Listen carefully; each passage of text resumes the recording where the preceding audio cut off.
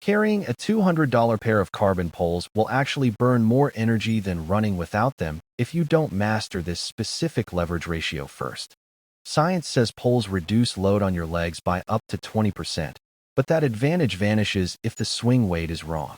If you aren't actively loading 15% of your body weight onto the handles during climbs, you are just carrying expensive dead weight that ruins your running cadence. This brings us to the $200 mistake: carbon fiber. Yes, the Black Diamond Carbon Z is incredibly light at 280 grams, but carbon fails catastrophically. When you slip on a technical descent in mile 40, carbon snaps.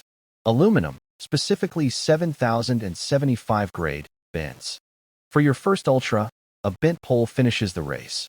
A snapped pole goes in the trash.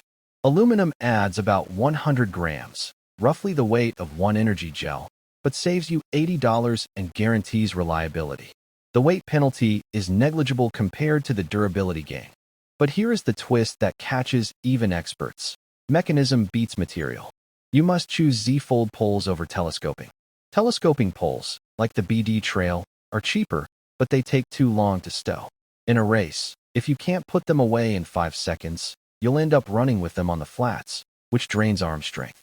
Here is exactly what you should buy based on your budget. For the absolute best value, get the Black Diamond Distance Z Aluminum.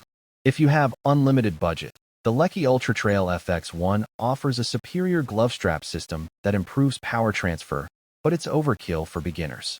Finally, the payoff. Do you actually need them? Use this rule. If your race has less than 2,000 feet of gain per marathon distance, leave them at home. But if you're facing steep grades over 15%, the four-wheel drive effect is the only thing that will save your legs for the final 10K. Save your quads, buy aluminum, and finish strong.